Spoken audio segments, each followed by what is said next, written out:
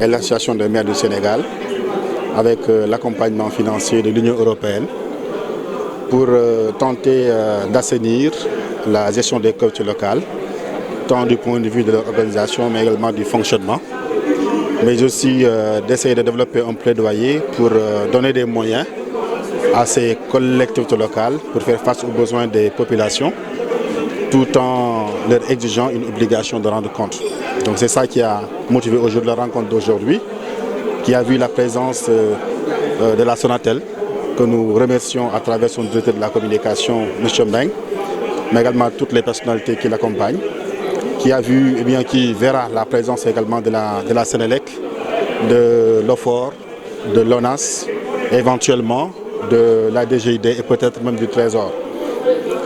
C'est juste pour nous cette rencontre, comme on l'a constaté aujourd'hui, de dissiper les incompréhensions entre certains prestataires comme la Sonatel, mais également les différents élus locaux ou les dirigeants des collectivités territoriales. En effet, au cours du débat, on s'est rendu compte qu'il y a le débat tourné autour des occupations, des redevances d'occupation du domaine public. C'est vrai, la Sonatel s'agrippe sur un décret de 2005 qui lui exige à payer ses redevances à l'État du Sénégal, tout en sachant que, ou bien tout au moins on sait que leurs antennes, leurs installations se trouvent dans le domaine national. Et qui parle de domaine national parle de la loi 64-46 qui donne la gestion et l'utilisation aux collectivités territoriales. Donc du point de vue pratique, il est incompréhensible que les installations soient sur le territoire des collectivités locales et que les redevances qui sont perçues à partir de ces installations soient récupérées par l'État du Sénégal. C'est pourquoi nous, en tout cas Forum Civil, mais également l'Association des maires du Sénégal, nous faisons un plaidoyer à l'endroit du président de la République de réviser, d'actualiser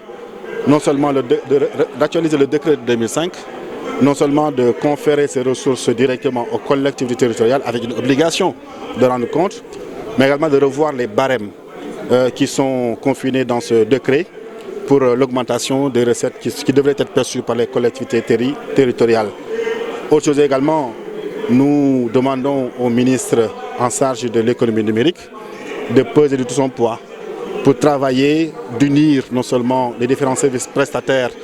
les différents prestataires de services au niveau des collectivités territoriales en charge pour que définitivement ces ressources puissent revenir aux collectivités territoriales. Il y a un deuxième point qui est important, qui a été soulevé par le directeur en charge de la communication de la Sonatel.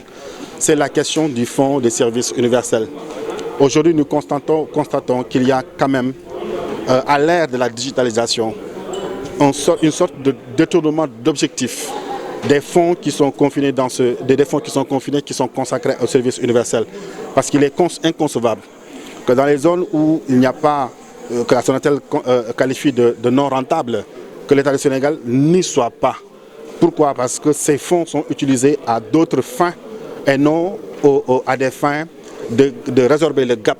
de déficit également de la digitalisation ou bien le déficit du service universel. C'est pourquoi nous lançons également un appel à l'État du Sénégal d'être beaucoup plus transparent dans l'utilisation de ces fonds, de ce fonds de service universel. Nous lançons également un appel au ministère en charge de la communication, bien entendu de faire l'état d'utilisation de ces fonds parce que le Sénégal en a besoin, le Sénégal en profondeur en a besoin, les collectivités territoriales qui sont au fin fond du Sénégal également en ont besoin.